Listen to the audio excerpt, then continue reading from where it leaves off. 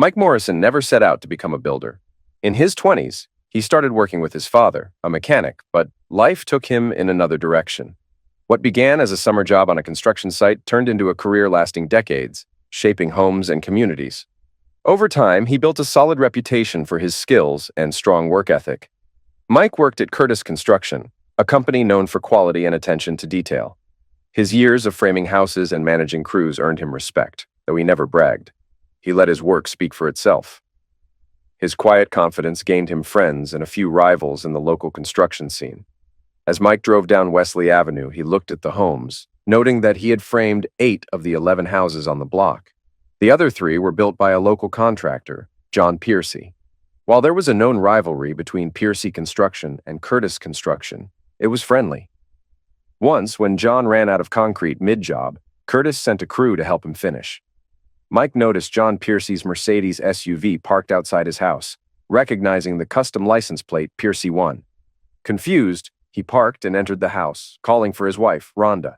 She directed him to the living room, where he found Rhonda and John sitting uncomfortably close on the couch. Mike's kids, Michelle and Mickey, looked excited, oblivious to the tension. "What's going on?" Mike asked, uneasy.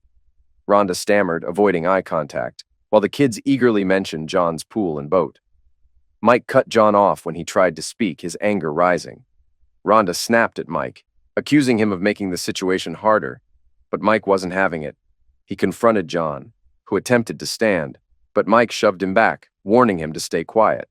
The argument escalated, with Mike slapping John, almost enjoying his stunned expression. But the reality hit. His family was slipping away, with his kids lured by material things like a pool and boat trips. After Rhonda, the kids, and a fuming John left, Mike sat alone, drinking a beer and reading Rhonda's divorce papers. She was asking for custody of the kids and $400 per month in child support. The microwave dinner sat heavy in his stomach, and though he'd planned to have several beers, he stopped after a couple. There was no point in getting drunk. He had work in the morning, wife or no wife, kids or no kids. He had a job to do. Mike thought back to when he first met Rhonda, a shy 18-year-old in an auto parts store, struggling to find the right battery for her Nissan. "Right here," Mike said quietly. "My car's not on there," Rhonda snapped, glaring at the chart. "And Tweedledum over there won't even get off his lazy bum to help." "What kind of car you got?" Mike asked, staying calm. After finding the battery she needed, he even offered to install it for her. The cashier, Tweedledum, glared as he rang up the sale. "Where's the car?"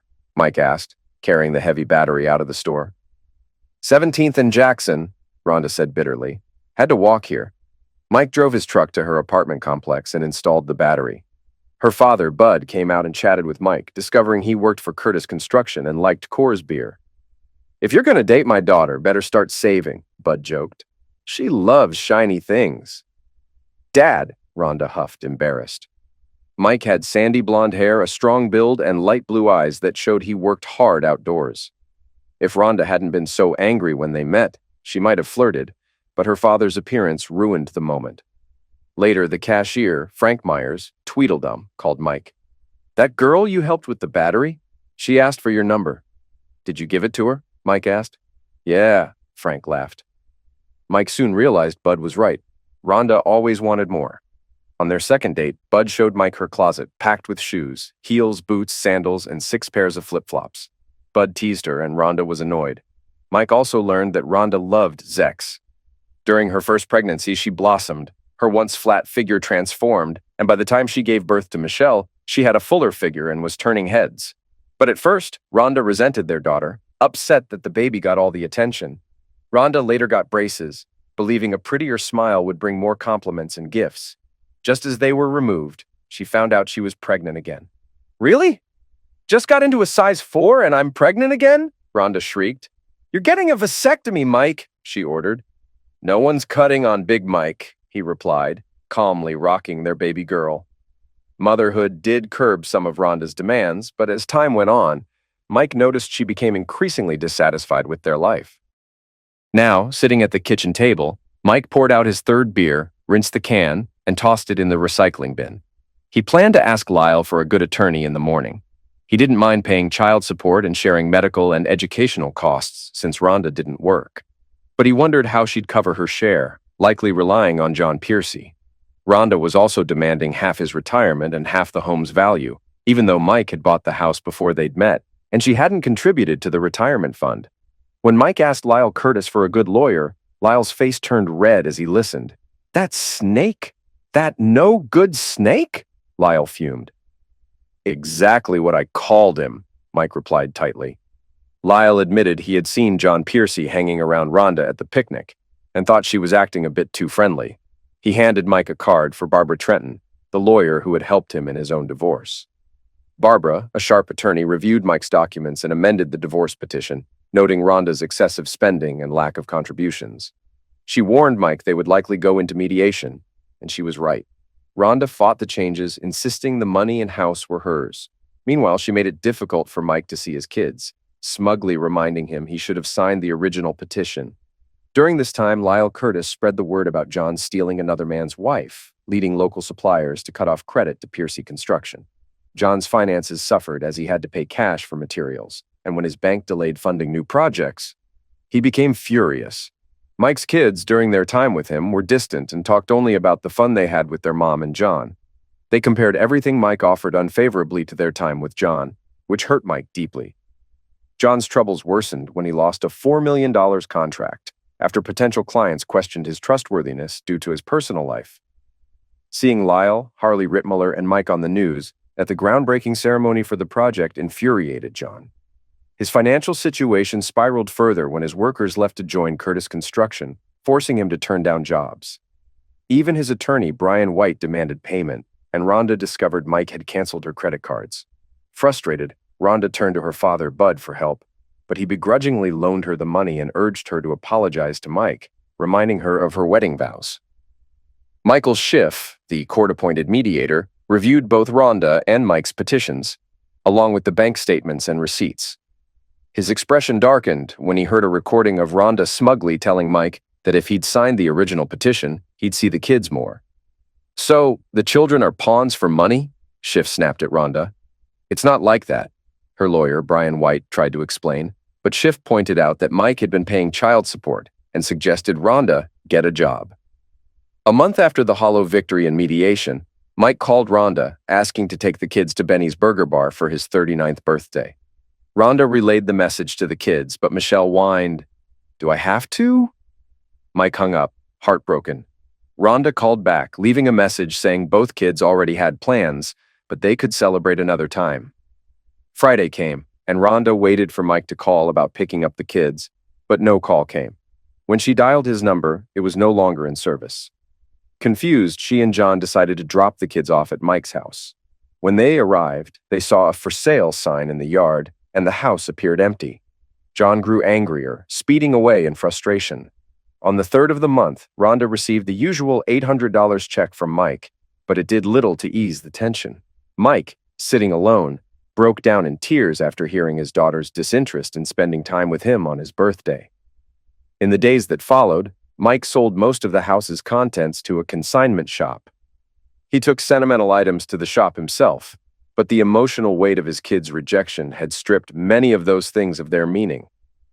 When Mike told Lyle Curtis he was leaving Raquel Falls in Colorado, Lyle let out a few choice words. The men shared a hug, and some of the crew gave Mike handshakes or hugs as well. "Where are you headed?" a few asked, noticing the trailer hitched to his truck. "Probably south," Mike shrugged. "Tired of freezing in the winters." "Not like you're using them anyway," one guy joked, and Mike smiled.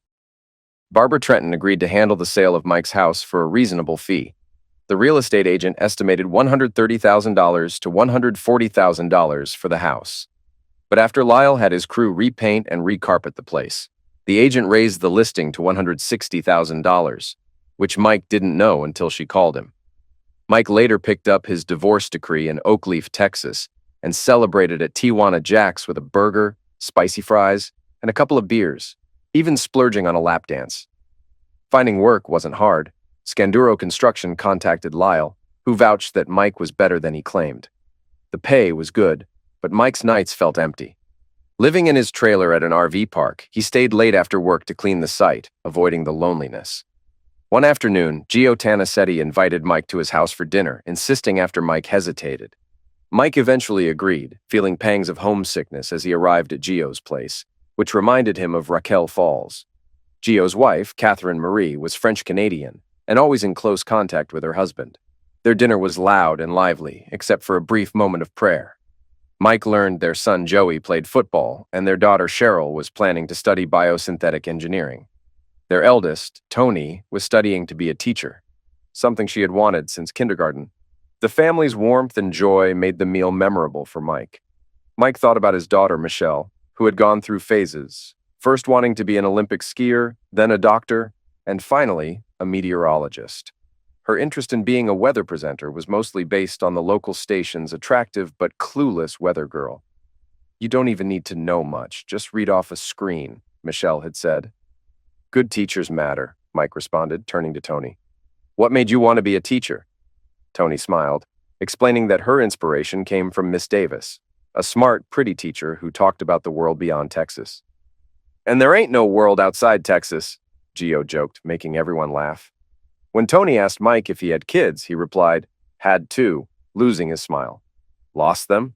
Joey teased, but Tony quickly smacked him. "Kind of, through divorce," Mike said quietly. After dinner, Mike thanked Catherine Marie for the meal and gave Gio a hug, admitting it had been a long time since he'd had a family dinner like that. The next day at work, Gio acted like nothing had changed, barking orders and ending the day at 3 o'clock. Mike cleaned up the site, hoping Gio might invite him over again. That Friday, Gio mentioned Catherine Marie was making jambalaya the next night and invited Mike to dinner. Mike eagerly accepted. Later, Gio invited Mike to Joey's football game. Mike cheered from the bleachers, sitting next to Tony, who subtly touched his hand and arm. After the game, Mike felt an odd tension but focused on the upcoming dinner. On Saturday, Mike brought a strawberry shortcake to the Tanasetti house. Cheryl welcomed him in, and Catherine Marie thanked him for the cake, joking that she didn't need it because of her slight belly, though she couldn't resist being polite. As the family bantered playfully, Tony rolled her eyes at her parents' affection. Mike joked that the second time around, he was no longer a guest, but part of the family, offering to help set the table as everyone laughed and settled in for dinner. Tony showed up just as Mike opened the wrong cabinet. Together, they set the table, with Mike folding napkins while Tony laid down the silverware. "I'll let you get the glasses and ice," Mike said, smiling. "Hey, Mr. Mike," Joey said as he walked in. "We played like crap last night, huh?" "You guys played fine," Mike responded. "The other team just came ready to win." As dinner started, Mike discovered Catherine Marie's jambalaya, a delicious mix of chicken, sausage, rice, and vegetables with a spicy kick. Mike fought the urge to overeat, knowing dessert was waiting. When Catherine Marie mentioned the strawberry shortcake Mike brought, Joey cheered. "Good! More for me!" he joked. "Son, you've got a lot to learn about women," Mike laughed. Sunday was a long day for Mike. Not particularly religious and indifferent to football, he tried sleeping in but eventually went for a walk, ending up at Oxbow Lake. He noticed a tanned blonde woman seeking attention but being ignored by everyone. "That's how I feel," Mike muttered, watching her deflate as no one noticed her. On Monday, Mike and Carlos finished the trim work. While waiting for the painters and electricians, Mike grabbed a broom to tidy up. "Hey, Morrison," Gio called. "Yeah," Mike responded mid-sweep. "My Tony wants to know if you're coming for dinner tonight," Gio said, his tone sharp. "Sure," Mike said, confused. Gio's face hardened. "She's only 20, Mike. She's half your age." "Whoa, I haven't done anything," Mike protested. Gio glared, but then stormed off to shout at the workers. Later, Mike decided to leave the job to Carlos and his cousin. His work was done. Meanwhile, Barbara Trenton reviewed receipts as Rhonda complained about her expenses. "Can't he chip in a little more?" Rhonda whined. "Divorce is straightforward," Barbara snapped. $400 per child and half of medical and educational expenses. "But my car died, and I had to buy a new one," Rhonda protested. "Mrs. Morrison, your lack of planning isn't my client's problem," Barbara replied coldly. "And where is your client?" "He missed Michelle's birthday," Rhonda said. "We sent a card with a $10 gift card to Benny's Burger Bar," Barbara responded dismissively. Barbara's assistant brought in a check, which Barbara quickly signed and slid across the desk to Rhonda. She packed Rhonda's receipts into the same plastic grocery bag Rhonda had used to bring them. "Thank you, Mrs. Piercy." "Sorry, Mrs. Morrison," Barbara said, returning to her computer. "What about Michelle's braces?" Rhonda demanded. Mr. Morrison has paid his half for the braces, soccer camp, and dental visits, Barbara replied without looking up. Can I at least get his contact information? Rhonda asked, her voice growing desperate. No, Barbara responded coldly, still typing. Rhonda lashed out. I hope you have kids one day and deal with someone like you. I have 3. Raised them alone after my husband left. I did fine, Barbara shot back. Now get out. Later, Mike got a call from Gio. Catherine Marie's making chicken cacciatore. You're coming, right? I don't know, Mike began. 6 o'clock. Don't make me beg, Gio insisted. When Mike arrived, Tony's face fell when she saw his travel trailer. You're leaving? She asked, visibly upset. She ran into the house in tears. What's going on? Gio asked as Mike entered. Dinner was tense. Tony's absence was noticed, and when she finally came to the table, her eyes were red from crying. Catherine Marie directly asked Mike why he was leaving, and Gio quickly chimed in, pointing out they had more work lined up. Please stay, Tony whispered, her eyes filled with tears. 5 years later, Rhonda pulled up in front of a red brick house in Texas, noticing Mike's old travel trailer parked next to the garage on a concrete pad. The well-maintained yard, colorful flowers, and neat decorations weren't Mike's style. Steeling herself, Rhonda rang the doorbell, only to be greeted by a woman's voice through a camera. Does Mike Morrison live here? Rhonda asked, flustered. And you are? The voice responded coldly. This wasn't how Rhonda had imagined things. She had dressed to impress, but standing there she felt out of place and frustrated. Standing on the doorstep in the Texas heat, Rhonda felt her jeans sticking uncomfortably with sweat. The blouse that once fit attractively now clung awkwardly to her body. I'm Rhonda Morrison, his ex-wife, she said nervously. Does he know you're here? The voice asked. No, Rhonda admitted. After a few moments, the door opened and there stood Mike, looking even better than before. His blonde hair now had silver streaks, and his muscular frame was bronzed from the sun. Yes? Mike asked, his voice hard. Long time no see, Rhonda said with a smirk. What do you want? Mike asked bluntly. Before Rhonda could answer, a beautiful young blonde woman appeared behind Mike, her wet hair and casual wrap suggesting she'd been swimming. Michael, take her to the sunroom, the woman said softly. I don't want her in my house, Mike replied coldly. 5 minutes, the blonde insisted. Mike reluctantly agreed, leading Rhonda to the sunroom. She glanced outside at the pool, where a woman was playing with a young girl and 2 boys. The young blonde joined them, creating a picture-perfect family scene that made Rhonda jealous. 5 minutes, talk, Mike ordered. Rhonda cleared her throat.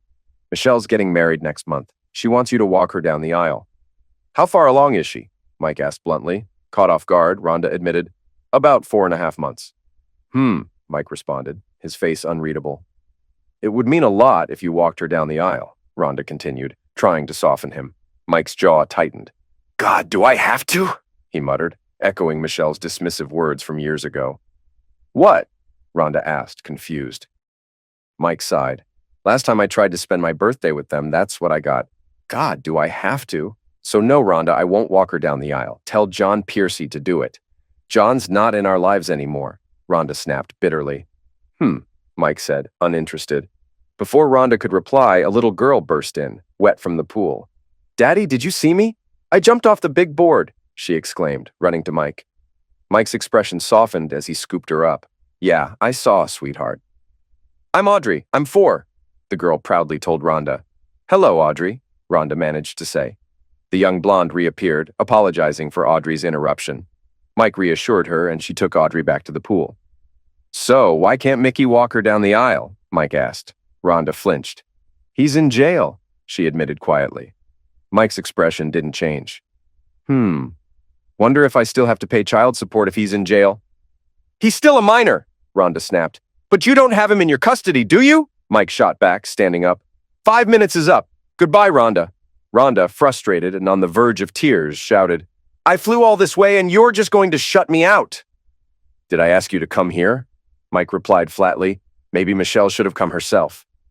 With that, Mike opened the door and called out to his daughter. You all waterlogged yet? Uh-huh. My fingers are all bumpy, Audrey called back, making Mike smile as he turned away from Rhonda.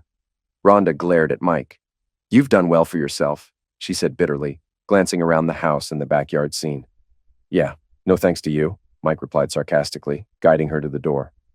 They walked in silence, and once outside, Mike shut the door behind her. Rhonda trudged to her car in the sweltering Texas heat, her clothes sticking uncomfortably. Inside, Mike headed to the kitchen, where his wife and their maid were trying to figure out dinner for the kids. "Boogers and toes," Mike joked, making his wife, Precious, laugh. "Hot dogs!" Russell, one of the twins, shouted, quickly echoed by his brother Bertrand. Mike suggested spaghetti with hot dogs, and the kids cheered in agreement. After dinner and baths, Mike and Precious finally got the kids to bed. "So, what did your ex want?" Precious asked, kissing Mike on the cheek. "She wanted me to walk Michelle down the aisle. She's getting married next month," Mike said seriously. "Are we going to Raquel Falls?" Precious asked, excited. "No," Mike said calmly. "We're not going." Precious sat up, surprised. "You're not going to walk your daughter?" "No, I'm not," Mike replied firmly. Precious sighed, clearly frustrated. "I know it hurt, but—" she began, resting her head on his chest. Mike kissed her, but her worry was obvious. He thought about their first meeting at Oxbow Lake nearly 7 years ago, and how much he loved her. Before Precious, Mike had dated Tony. She was smart, fun, and the chemistry was good, but there was no deeper connection. It had been Tony who brought up the truth while they walked around Oxbow Lake one day. "Michael, I love you, but I'm not in love with you," Tony had said, and Mike admitted he felt the same. They cared for each other, but there was no long-term future. They parted as friends, grateful they hadn't forced something that wasn't there. As they walked, they saw a woman with a small dog on a retractable leash. The dog darted toward a jogger who didn't notice the leash and got tangled, crashing to the ground with the dog trapped underneath. The moment was comically absurd, but it solidified Mike's realization that life was unpredictable, and sometimes things just didn't work out as planned. The woman started screaming at the jogger, but Mike quickly stepped in, helping the injured jogger and grabbing the snarling dog. He unhooked the leash and handed the dog to its owner. "Hold your dog and ditch the leash," Mike ordered. The jogger was clearly injured, with a swelling forehead and a broken ankle. "Concussion and broken leg," Mike said. "Tony, get her name and address." The dog owner protested, but Mike took her picture and called emergency. The operator said an ambulance would take 40 minutes, so Mike decided to drive the jogger to the hospital himself. Tony followed, getting ice for the woman's head, and Mike drove quickly, hazard lights on. At the hospital, they were met by a nurse and orderly who took over. After explaining what happened, Mike drove Tony home. They hugged, and Tony went inside, leaving Mike to decide whether to return to the hospital or go home. With work the next day, he chose to head home. That night, after Tony begged him to stay, Mike decided he needed something more permanent than his trailer. While waiting for Scanduro Construction's next project, Mike bought a foreclosed home which was in terrible shape. He cleaned it up using his construction connections for affordable materials. As Mike worked, he bought more foreclosed properties, selling 3 and deciding to live in the 4th on Roberts Drive. His next project was a house where the previous owner had hanged himself after losing everything. The man's wife, Nora, had emptied the safe deposit boxes and disappeared after his pass away, leaving the house to be seized by the bank. Mike bought it at a fraction of its value, needing only to replace garish carpets and repaint the loud walls. After work one day, Mike decided to visit the jogger at the hospital. Unsure of her name, he checked with a nurse who directed him to her room. The first thing she said was, "They cut up my shoe. Couldn't anyone just untie it?" Mike smiled. "I asked the same thing." He explained how the dog had tangled her up, causing her fall. As they chatted, Mike couldn't shake the feeling he'd seen the blonde woman before and mentioned it. She thought for a moment before shaking her head. "I was at Connolly," she offered. "Oh yeah? What were you studying?" he asked. "Education. I want to be a teacher," she replied. "Maybe that's where I know you from. I picked up Tony there a few times," Mike said, then added, "By the way, what's your name?" "Precious Cruz," she replied. "I know, I don't look Mexican." "So, Precious, anyone you need to call?" Mike asked. Her expression darkened. "No," she stammered. "My mom died last year and my dad disowned me." Mike glanced at his watch and said he'd be back later. Precious smiled sadly as he left. It was then Mike remembered where he had seen her before. "Oxbow Lake," he said, as Precious adjusted her gown, blushing. "No, you were sunbathing," Mike explained. "Beautiful girl in a green bikini, looking as sad as I was." "What were you sad about?" Precious asked. Mike sat down again and told her about his 2 kids. He had wanted to name his son Russell or Bertrand after family members, but his wife Rhonda chose Mike Jr., Mickey. "That's a good name," Precious said with a smile. She then asked about his daughter. Audrey, after my mom, but Rhonda decided on Michelle, Mike replied. Do you see them often? She asked. It's been a few months. They've got a pool and a boogie board. What do they need with their dad? Mike said. He stayed until dinner arrived, surprising both of them with a gentle kiss before leaving. The next day, while working on a wall at the bank, Mike's phone rang. It was Precious. They're discharging me today, she said. Mike promised to come as soon as possible.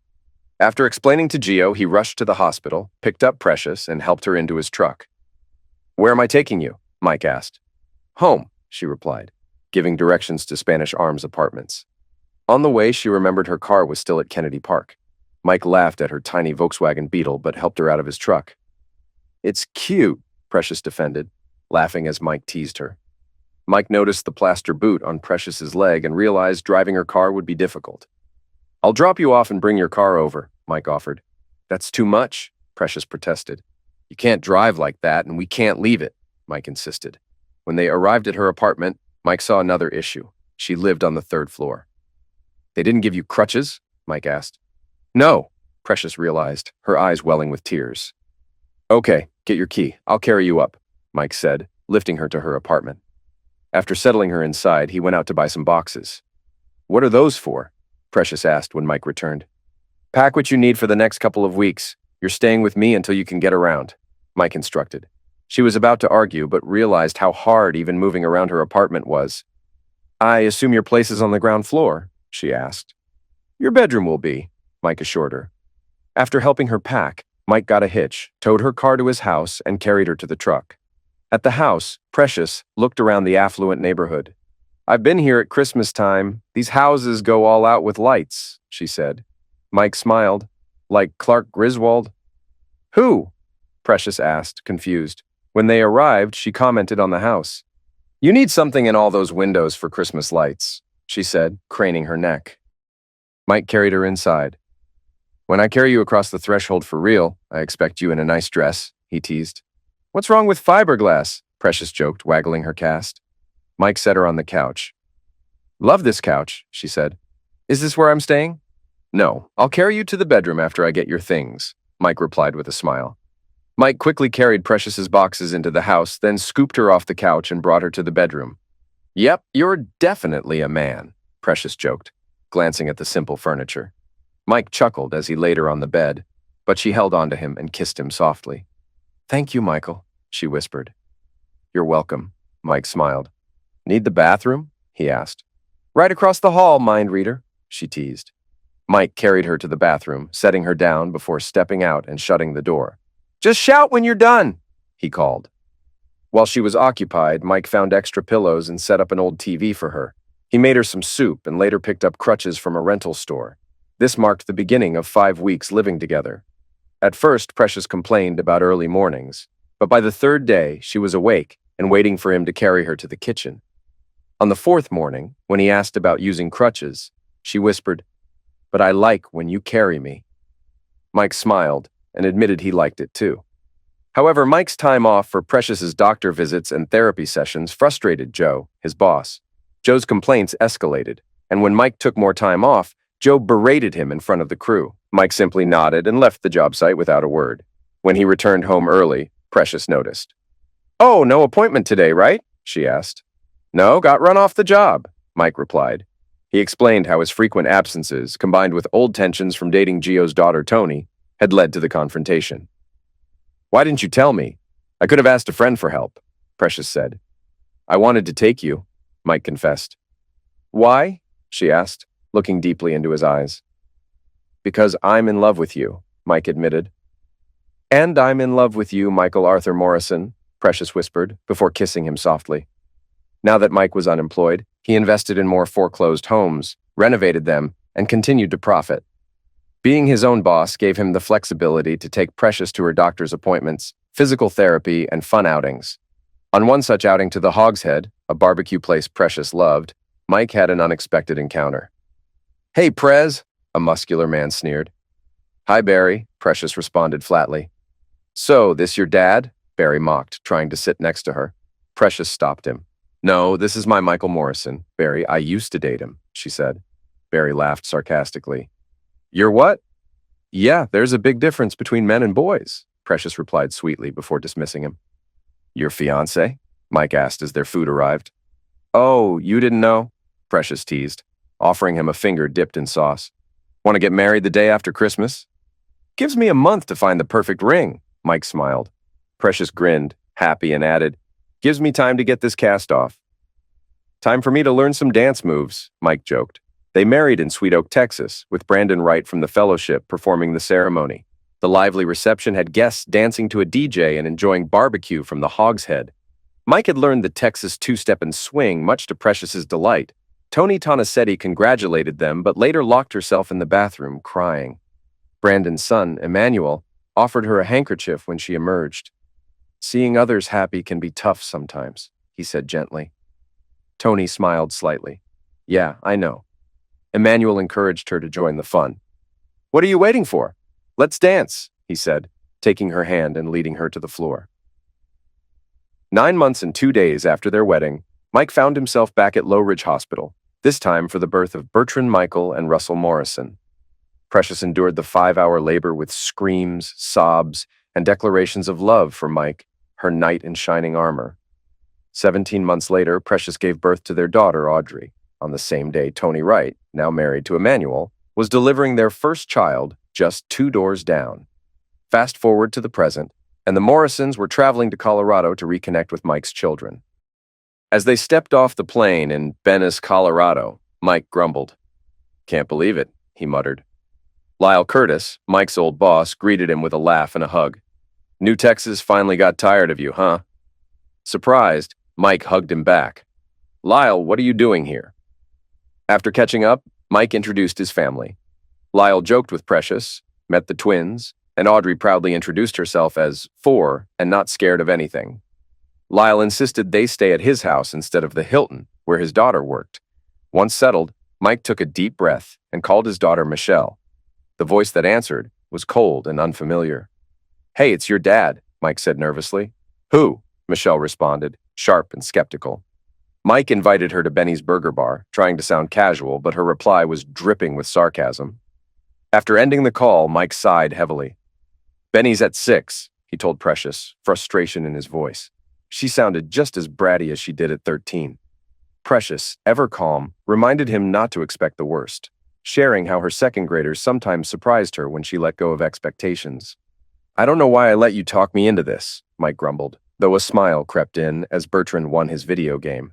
Precious moved closer, whispering about a special night, easing Mike's frustration. When he wrapped his arm around her, she giggled, teasing. But not here. At exactly 6 o'clock, Mike led Audrey and Russell into the restaurant, with Precious and Bertrand following. Bertrand was distracted by a sleek Porsche 911 outside and wanted a closer look. Inside, Mike scanned the crowd, disappointment turning to anger when he didn't see Michelle. She here, Precious whispered, gently squeezing his hand. Nope, Mike replied bluntly. Maybe she's stuck in traffic? Precious suggested, trying to stay hopeful. Did you see any traffic out there? Mike snapped. Raquel Falls doesn't have traffic jams. How do we do this? Precious asked as they approached the counter. You choose a burger.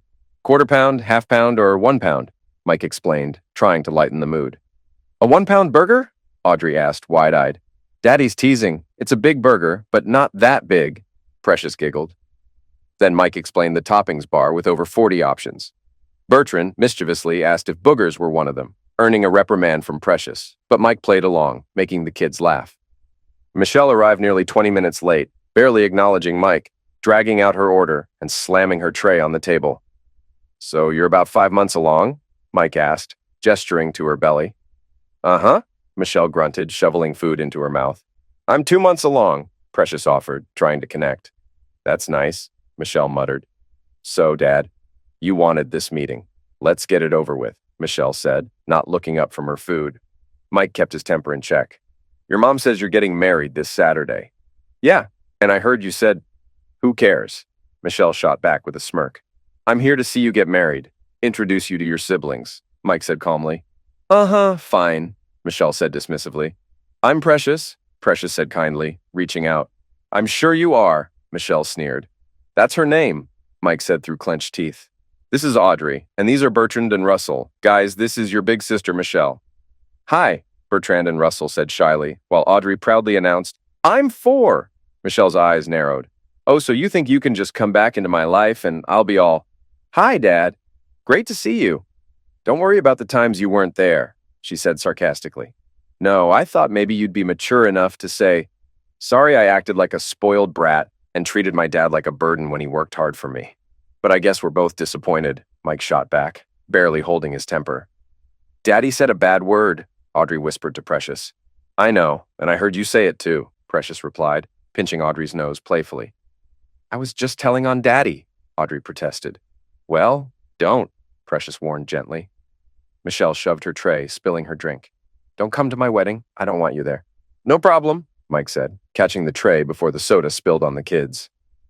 We'll drop your gift at your mother's house, Precious added calmly as Michelle stormed out. Whatever, witch, Michelle sneered as she left. She said, Audrey began, and if you say it, you'll get a spanking right here. Precious cut her off. Mike sighed and tried to change the subject. So, how was Benny's Burger Bar? Next time, I'm getting more pickles, Bertrand said excitedly. And barbecue sauce, Russell added with a grin. Mike smiled, relieved their spirits weren't dampened. Later, after dropping Precious and the kids off for ice cream, he headed to the address his lawyer had given him. The apartment complex was run down, far from the neighborhood Michelle had grown up in. As Mike got out, a teenager approached. Yo, can't park there, that's my boy's spot. Sign says visitors, Mike replied, irritated. Pull your pants up. The teen's eyes widened, but he persisted. Let me hold 5, though. Ain't happening, and pull your damn pants up. You look ridiculous, Mike snapped, walking past him. At Rhonda's door, he knocked, and the door rattled. Who's there? Came her harsh voice. It's Mike, dropping off Michelle's wedding present. Rhonda opened the door, sneering. Heard it went well, she mocked. Mike ignored her, handed over the package, and asked, Where's Barbie? Your Texas wife? Rhonda sneered. Go screw yourself, Mike spat, turning to leave. Rhonda laughed. Jealous I traded up, huh? She taunted, but Mike was already walking away. Back at the van, the teen was still there. Kept an eye on your wheels. About $1, huh? Kid, pull your pants up, Mike growled, slamming the door. As he revved the engine, the teen stumbled back and fell, his sagging pants tripping him. Mike chuckled as he drove off, texting Precious, On my way. When Mike arrived at Scooter's, Precious greeted him with a smile and a double-dipped chocolate ice cream cone. Daddy got you a double chocolate, she teased. Scooter's got you a big sloppy kiss, Mike joked, leaning in to give her a loud, exaggerated kiss that made the kids giggle. Michael, stop! Precious laughed, playfully swatting him while the kids kept laughing.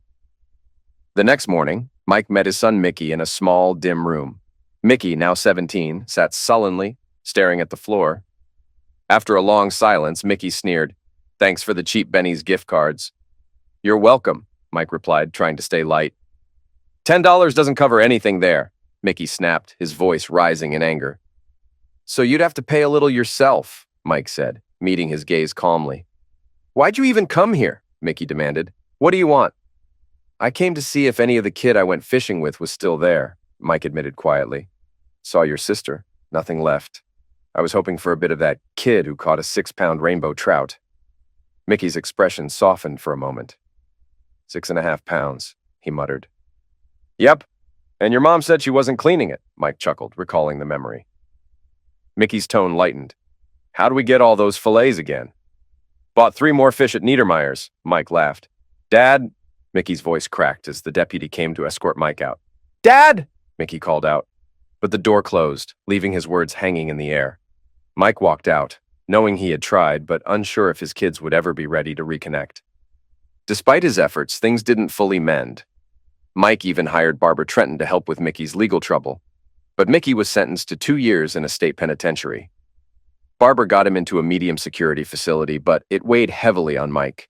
Months later, Mike learned he was a grandfather.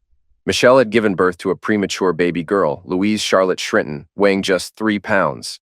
Tragically, the baby didn't survive beyond a week. Mike wrote a heartfelt letter to Michelle and her estranged husband, but never knew if they read it. 7 months later, Precious gave birth to Olivia Nicole Morrison, a bright light in their lives, though Mike was still haunted by the granddaughter he never held. 3 weeks after Olivia's birth, tragedy struck again. Precious was waiting for Audrey at the bus stop when a speeding truck lost control, struck Precious, and crashed into a nearby house. Audrey witnessed the entire accident, standing in shock as her world shattered. 3 hours later, Precious was placed on life support at the hospital. Mike wasn't crying. He was numb, still trying to process the call that had shattered his world. He drove to the hospital, but it felt like he wasn't in control, as if he were just sitting silently, watching everything move around him. He held Audrey in his arms, but he couldn't feel her touch. He saw her crying, but the words to comfort her wouldn't come. The silence was broken when the doctor came out with a grim expression. "Mr. Morrison, I did my best. She's in a better place now." Mike stood there, feeling the weight of the words but unable to respond. He was frozen in a daze, standing in the hospital hallway for what felt like forever. Audrey gently shook his hand, her small voice asking, "Can we see Mom?" He knew it was time for the hardest conversation of his life. Mike knelt down to Audrey's level, his voice soft but steady. "We might not see Mommy again. God asked her to stay with him in heaven. She's gone to sleep, a deep sleep, and she may not wake up for a long, long time." He wasn't sure if Audrey fully understood, but she said, "Okay, let her sleep. We should go home. The baby's been waiting for Mommy a long time." Mike didn't know if Audrey was pretending or if she had suddenly grown up, but soon he would know the answer. 3 days later, Precious was laid to rest in her wedding dress. Mike stood beside her casket, his hand resting on her still chest. For the first time, he touched her and didn't feel her heart beating. Then his tears came, unstoppable, as he realized he had never truly told her how much she meant to him, how much he loved her. He looked up at the cross, silently praying, "Just one moment, please. Give her life for one moment so I can tell her, so I can feel her heartbeat one last time." Everyone gave their eulogies, but Audrey broke every heart in the room. She walked up to the podium with a piece of paper in her hand, her small voice echoing through the hall. "My name is Audrey. I'm 4 years old. My daddy's in the bathroom because he doesn't like people to see him cry. My mom is the most beautiful and strongest woman. My daddy said God wants her to stay at his house for a while. I don't know when she'll be back, but I know she'll like her stay. She's in heaven. If my mom is watching me from heaven, I want her to know that I love her and will miss her. My mom's name is Precious, and she's very precious to me and my daddy. My baby sister can't talk yet, but I know she misses Mommy too. So God, please send her back soon. Thank you, everyone. Please don't cry. My mommy is with God." Her words left no dry eyes. Mike couldn't hold back anymore. He ran out of the bathroom and hugged Audrey tightly, releasing all the tears he had been holding in, and Audrey whispered, "I'm here for you, Daddy." The house felt emptier than ever when they returned. Mike's mind stayed on every moment they had shared, every kiss, every laugh, but now it was just memories. The love of his life was gone forever. 2 years later, Mickey was released from prison but quickly slipped back into his old ways. High on powder and with a promiscuous in his car, Mickey caused a huge wreck on the highway. Both he and the woman died instantly. At Mickey's funeral, Mike didn't give a eulogy or speak to anyone. Rhonda was there, crying, but Mike never approached her. After everyone left, Mike placed a single white flower on Mickey's grave. Rhonda came up behind him, her voice barely above a whisper. "I'm sorry, Mike. If only I'd kept the family together. My wanting more in life cost me my husband, my family, and now my son. I never realized my choices would damage not just my marriage, but my family." Mike said nothing. He just turned and walked away. That was the last time he saw Rhonda alive. 10 years later, he saw her again, at her funeral. At that funeral, Michelle handed him a letter. "Mom wanted you to have this," she said softly. Mike kept the letter in his pocket and didn't read it until later that night at home. The letter had only 3 words. "I am sorry." In her final days, Rhonda had only one wish, to be forgiven. Mike folded the letter and put it in his drawer, thinking about all the lost time and missed chances. That night, he went out to the porch and stared at the starry sky. Lost in thought, he didn't notice Audrey behind him until she spoke. "I saw the letter," she said softly. Mike looked over his shoulder. "Didn't I teach you not to read private letters?" "Well, I forgot," she replied with a small smile. "But all she wanted was your forgiveness. She's gone now, so your hate won't hurt her." "You're starting to sound like your mother," Mike said, shaking his head. "I can't help it. Must be in the genes," Audrey replied, her smile fading. "Did you forgive her?" "I did," Mike said quietly. I forgave her when I married your mom. I just never told her. Now I can't. You don't need to tell her. Just tell yourself, Audrey said gently. That night, Mike slept well for the first time in years. He thought about how Audrey, now only 14, could speak like an adult. 23 years later, Mike was sleeping again, but this time, forever. Audrey stood once again at the podium, just as she had at her mother's funeral so many years ago. My name is Audrey, she began, her voice calm but emotional. The last time I was up here, I was 4, and it was for my mom's funeral. That day, my dad told me my mom was with God, and that one day she'd meet me again. He didn't tell me the wait would be a lifetime. Today my dad beat me to it. He's finally with the one he loved. Audrey's voice cracked, but she continued. When my mom died, everyone thought my dad would fall apart. They thought he'd become a heavy drinker and ruin his life. But he loved her more than anyone realized. He didn't grieve her the way people expected. He lived every day to show his love for her. He never remarried, never dated. For him, we were his life. He was both my father and my mother. He taught me everything. How to tell birds from bees, how to fish, how to cook, and how to be a good person. He made sure we were all educated and had good lives. Audrey paused, tears filling her eyes. There aren't enough words to describe his kindness, his love. In my final words, I hope he finds his precious in heaven. And Daddy, if you're watching, I want you to know we love you. Mike was laid to rest beside Precious that day. All his children stood together near the graves of 2 people who had loved each other deeply, now together forever. Their long story of loss and love had finally come to an end.